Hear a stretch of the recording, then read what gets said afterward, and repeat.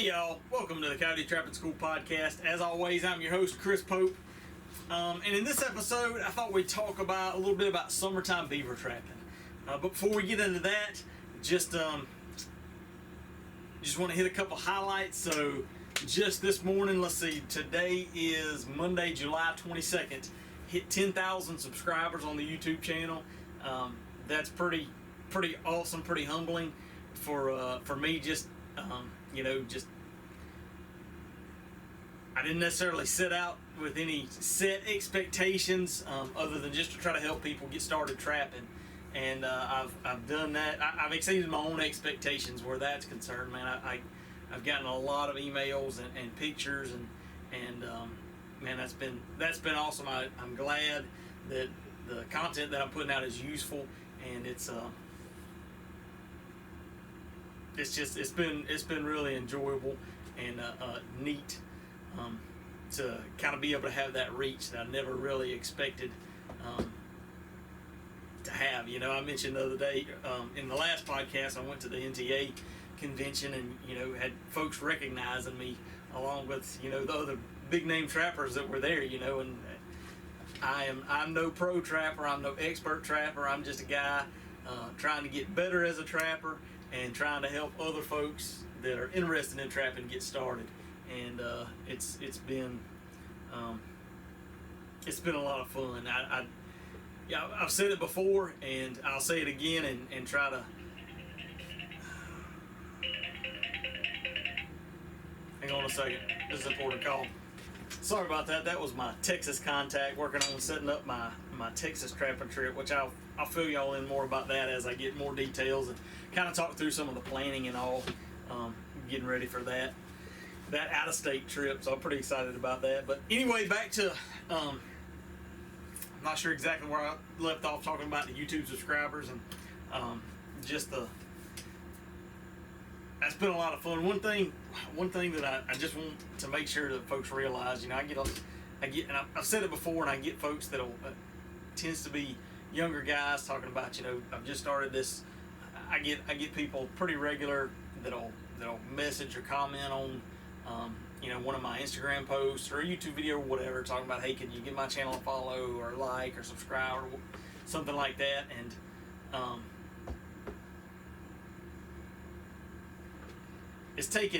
I've been doing this for coming up on 6 years. I've been posting YouTube videos. And I've probably hampered my own growth potential probably somewhat, because I am, primarily outside of a few fishing videos. I mean, 99% of what I post is trapping related. And I know there's a lot of channels that have started a lot later than I have and grown a lot faster, due to the content they produce, and good for everybody, and I encourage everybody to do it because it's a lot of fun. But man, you got to realize it's work too. It's not it's not just posting 2 videos and all of a sudden you're viral and you're making a bunch of money off of YouTube and you got all these subscribers. It turns into kind of a job and kind of a grind sometimes. But if you do stick with it and do lay with it, it's definitely rewarding. So that's just a kind of a words of advice to folks that are interested in starting or that are starting channels and pages and things. Do it. I hugely encourage you. There's plenty of audience out there. There's plenty of folks that are wanting good content to consume. Try to make it useful, try to make it helpful, and overall, man, you've got to stick with it. If you want to hit that 10,000 subscriber mark, it may take you 6 years. You got to decide how dedicated you are, because I haven't paid any mortgages off of my YouTube AdSense checks. So getting on from that, talking about also subscribers and ratings, and also we're up to 89 5-star reviews on iTunes, and that's awesome. I really appreciate that, and had one from Ringtail Cat on July 10th. there's a 5-star review talking about, likes listening to the podcast. And I think I may have talked to him at the NTA convention, because he said one of the issues that he has is the podcast is the volume tends to run low, and so he has to really jack up the volume to be able to hear it. And sometimes he still can't hear it real well. And so I'm working on trying to address that. And I appreciate y'all. If you have any issues with the podcast, I know the one thing about the podcast is it's not as easy to reply as a YouTube video or Instagram post or something like that. So shoot me an email, Chris@coyotetrappingschool.com, and man, I want to make sure that everybody's plugged in and getting the full benefit of it. And I like getting folks' feedback, and that's a very valuable bit of feedback. If and I know that myself just from being a podcast listener. It's funny because there's no two podcasts are at the same level. So like he says, he might have to crank mine up, and then the next one he turns on is blaring, and then he might have to crank the next one down. So I appreciate that feedback, and am definitely working to remedy that and improve that. Hopefully these kind of solo episodes are a little more consistent than my interview episodes. I'm working on getting my interview episodes more consistent too, but trying to nail down my recording methods there has taken a little learning curve. So then next up is the dead middle of the off season, middle of summer, and so I hope everybody's thinking about what they need for trapping season coming up, thinking about ordering supplies, or getting ready to go to your conventions. I got some supplies at the National Trappers Convention that I went to, and that's a great way to put your hands on things and not have to pay shipping costs. I will tell y'all, I intended to go to the Georgia Trappers Association convention in September, and then I realized this past week that I'd already booked another kind of business seminar that weekend in Kentucky, and I didn't realize it until just the other day. I said, man, I better check and see when the Georgia convention is. So I really hate that I'm going to miss that. I really hate that, but I'm hoping that kind of doing some business training and focusing on growing a business will maybe, hopefully in the long term, free me up to make sure I can hit more of these conventions. So fingers crossed there. And then of course, hope you're getting your traps and all ready for season. I was listening to an old trapping radio episode with Clint Locklear talking about I gotta work on saying I notice I'm saying that a lot, and I notice it when I say it.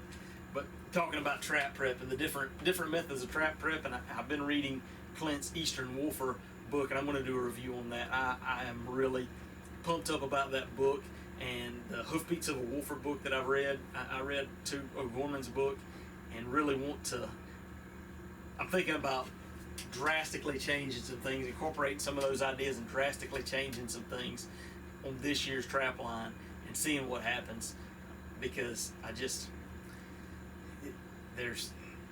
got a highlighter, and I'm burning that highlighter up in that Eastern Wolfer. I wished I would have done it in the Hoofbeats of a Wolfer book.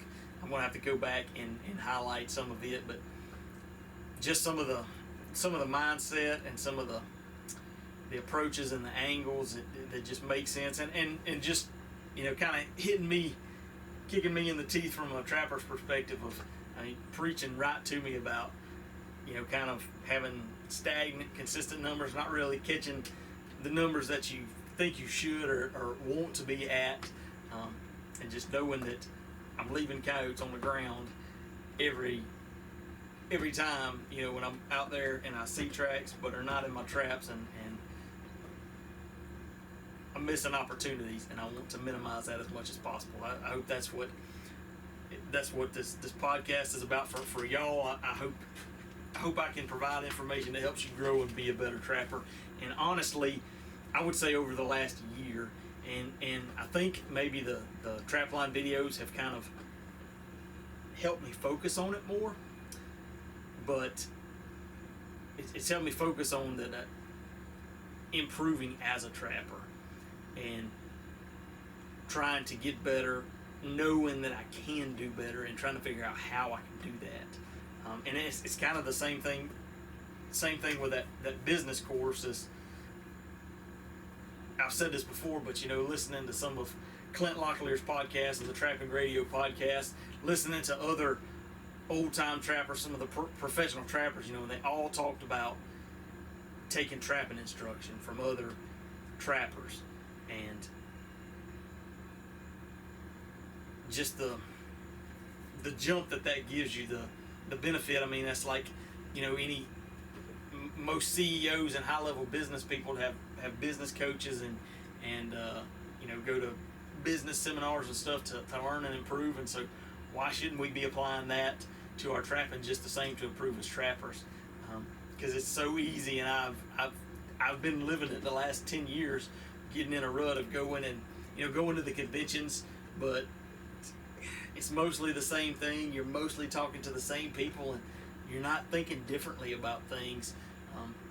Not necessarily thinking about, and I hate to say it, but when you hear folks talking about some high number catches, and your default reaction, and I'm as guilty, and I hate it, but your default reaction is not really believing, not buying it. He's lying. There's no way he's catching that many coyotes or whatever. And so anyway, I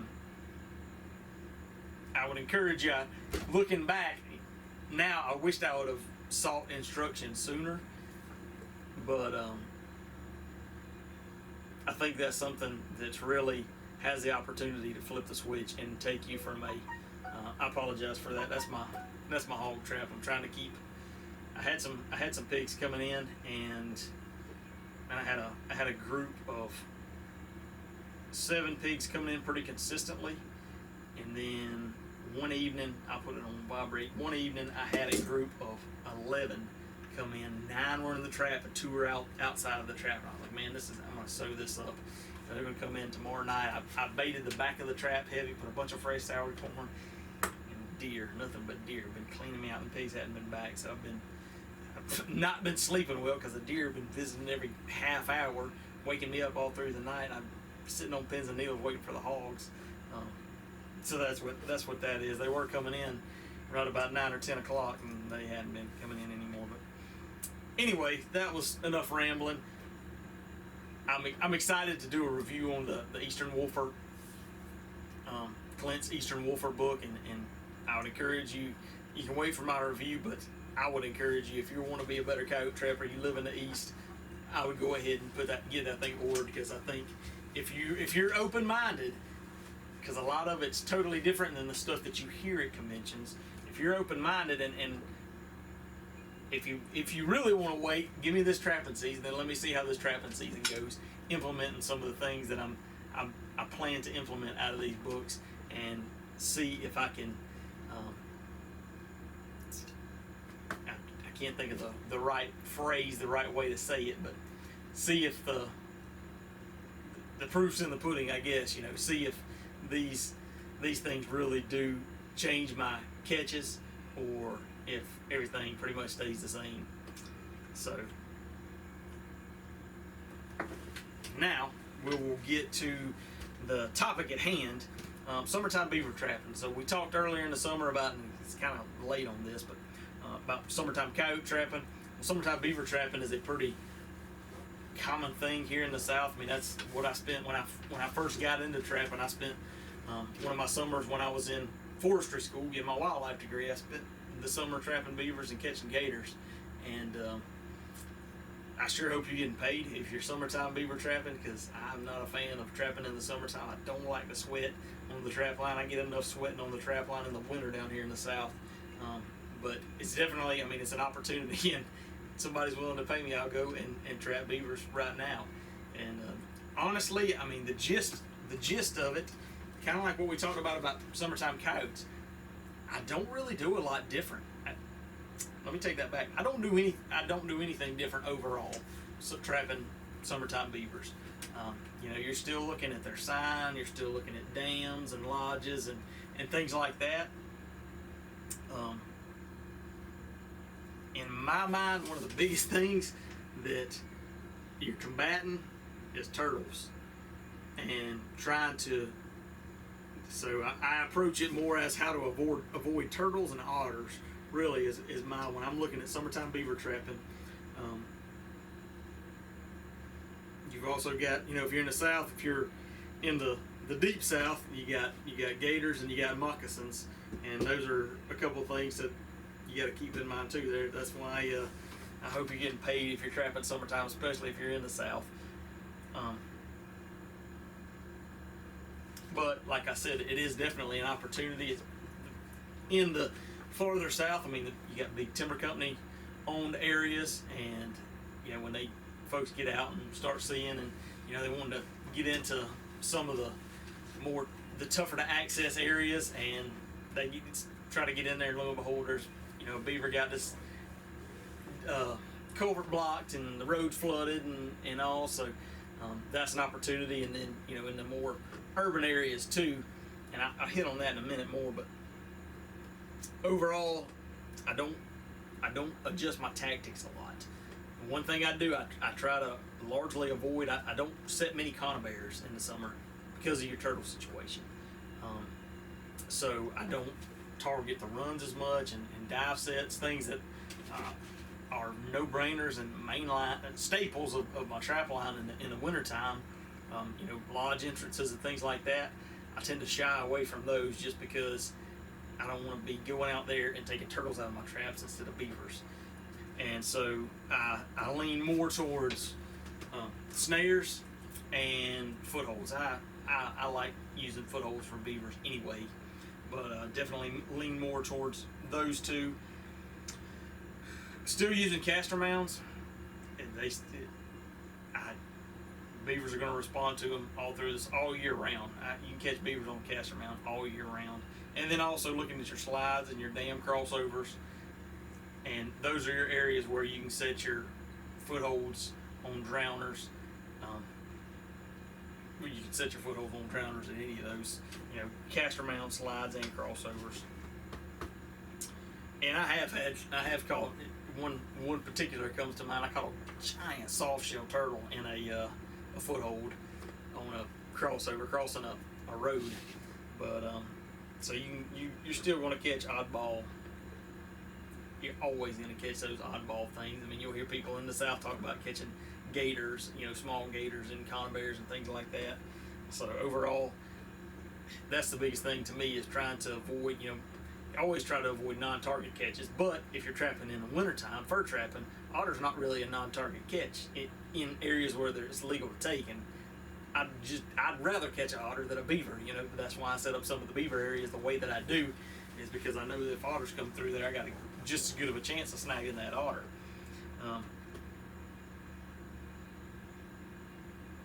So the thing to, the one issue with slides and crossovers setting your footholds is that increases your odds for otters, because those slides and crossovers are used by, particularly the crossovers, are going to be used by everything, and so that definitely increases your odds for otters.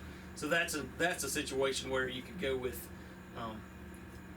your snares on the slides and crossovers, and then go with your foothold on a drowner on a caster mount or something like that, because you still can catch otters at caster mounts, but try to decrease your odds a little bit there. One thing with snares that I've noticed, and you'll notice over the years, is that's a for one, snares are lightweight, and so dragging them through the swamp when it's 95 degrees and 100% humidity, it's a lot easier to carry a dozen snares than to carry 5 or 6 footholds or conibears or anything. So that's always a plus. And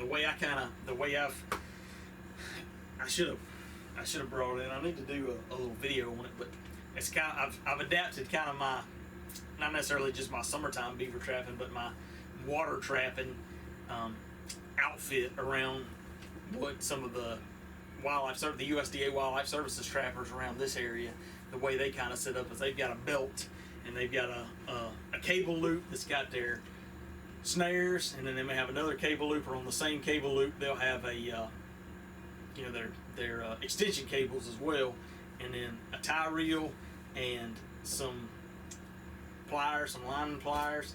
I mean, that's all you need. You throw, and your hands are free. That's the great thing about it. So you throw a dozen snares, a dozen extension cables on your. When I say, I'm thinking.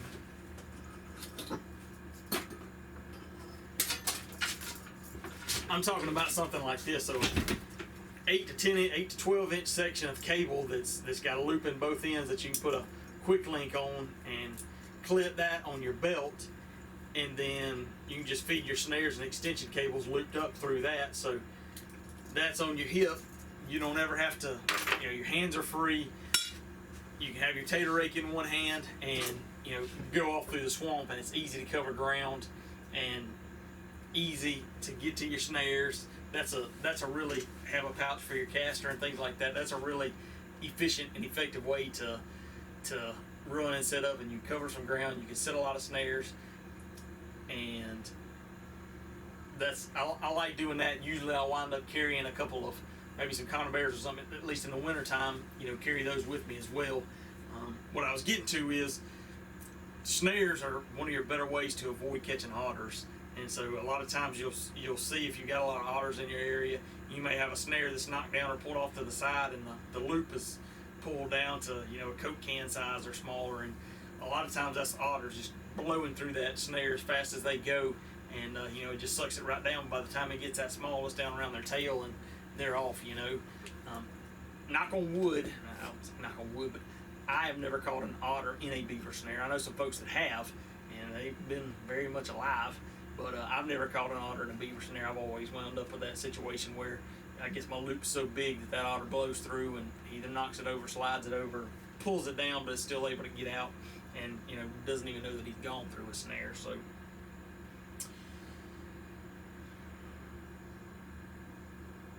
with footholds all year, if you've got beaver dams, man, that dam break set is just killer on beavers. If they're active in an area and you put a hole in that dam and put a foothold there, that's money. And the thing that I really like about the dam break sets is you have, if you set it very much, you're going to have times when that trap is full of mud, full of sticks, full of debris, and maybe snapped right there in the bed, or maybe pulled down the wire of the chain just a little bit, but that beaver doesn't associate that with anything. So you put that break in the dam, you reset that trap, move it out a little bit deeper so that you're not catching him as he's bringing all of his debris in to patch the dam, and you're trying to catch that back foot, and you can keep working that trap in that position to get it right. Hopefully it doesn't take very long, but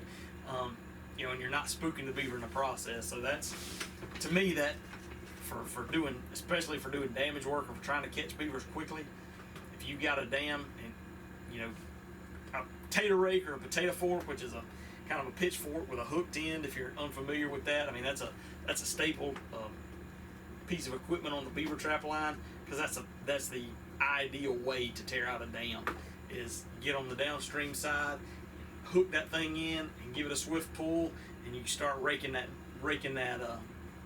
dam out, and you're making your hole there and really get water flowing. So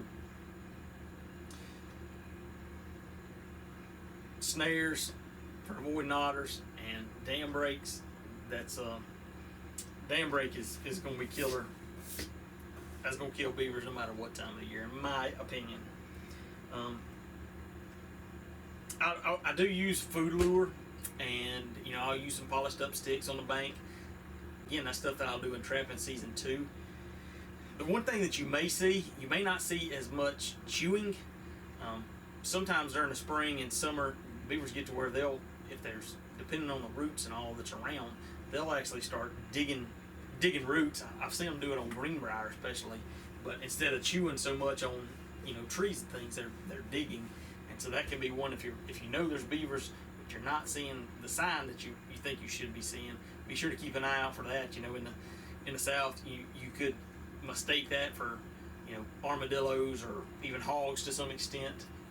But if you see some digging that doesn't look as extensive as hogs, but it's right there near the water body, that may very well be that your beavers, instead of chewing up sticks and cutting off limbs and stuff. He's digging roots instead at that time. The one thing, talking about doing damage work in your rural, say your timber company contract beaver work, which is going to be remote rural areas and not a lot of interaction with people, versus your more urban beaver work around houses, and beavers that are causing individual people problems by chewing up their prized crepe myrtles and things that they planted around their pond or lake. I've really taken a keen interest in cage traps for beavers in those urban scenarios, just because of how much risk that mitigates for you. I mean, and I'm in a position, where I'm located on a large lake, and there's some high-end developments, and just thinking, and honest to goodness, I mean, I've trapped a lot of beavers and done my share of nuisance beaver work, but really in the last year have I really taken an interest in, and it was purely another guy in Georgia that's doing some nuisance stuff, and he was tinkering around with catching beavers in cages.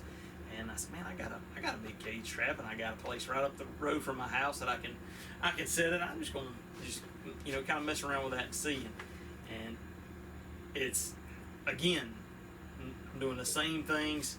I'm setting that trap, making it solid, right on the slope, part of the trap in the water, putting the caster mound, making a caster mound in the back, putting some caster lure, putting a little food lure kind of hanging from the top.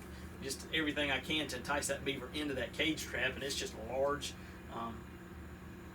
it's a tomahawk cage trap, but with the fallen door. It's not one of the beaver specific cages like the. You hadn't asked me, I could have told you what they're called, but the Hancock style beaver traps. It's not a cage that's specifically made for catching beavers, but it's a large cage trap, and it has and does catch beavers pretty well. And so that's just something that I intend to do more with, partly out of necessity and partly out of kind of desire. It adds a little extra hassle factor because you got the large cage. I mean, I was talking with Jim Comstock at the National Trappers Convention in Springfield, and he's got a line of traps. He designed the traps from the ground up. Basically, they got all of them have spring fire doors. He's got 1-door and 2-door designs. His trigger system is it's a non-baited trigger, so it's similar but not really. It's kind of similar but not exactly like a conibear style system of wires that is just kind of a pass through. The animal passes through, hits the daggum hog trap and catch it up with you. The animal hits those wires, and that's what causes the trap to fire versus needing bait or something for some reason for the animal to enter the trap. Obviously, that works out better if you've got the 2 doors and you're putting in a travel way versus a single door trap. But that's one thing. He's a nuisance trapper in New York, and he's kind of built these out of his a need that he saw and to fill kind of his own niche. And it's what I was getting at is you could buy a dozen nice beaver traps for what you can buy a dozen nice conibears or big beaver footholds for what you can buy one cage for. One of the Comstock cages, which is a really nice cage. And man, I was looking hard at him. I wish he was a little bit closer so that I could avoid shipping on the large cages. But just the more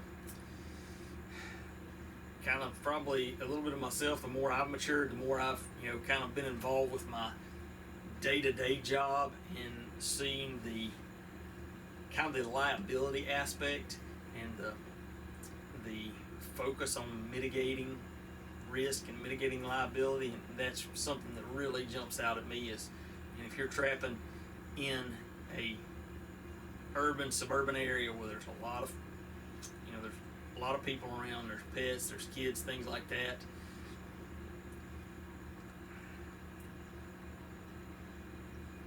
You're kind of taking unnecessary risks by setting conibears or footholds in there. Some don't get me wrong. I'm not saying that those shouldn't be traps available to trappers, and there's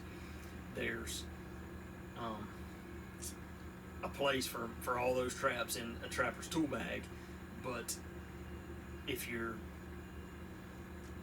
looking in, if you're getting started in nuisance trapping, and you haven't really considered cages for beavers in, not if you're trapping middle of nowhere timber company land, you're crazy. But if you're trapping around rural residential areas, lots of people, pets, kids, things like that, I really think that looking hard at some cages for beavers, it would be worth the investment. Is something that I'm doing myself, just from that aspect, and to me it's one more selling point to the landowner of, hey, to a homeowner of, hey, my kids go out there and swim in the pond. No worries. This is the cage. You can see it. Kids aren't going to get caught in there. So I feel like that's something that a lot of trappers probably would write off, myself included, because a year ago I would have thought you were crazy for toting a big. I toted that big stupid cage trap. I got 100 yards through the woods to get it around the other side of the pond where I could set it, and caught beavers. Then I had to drag the cage and the beaver all the way back around.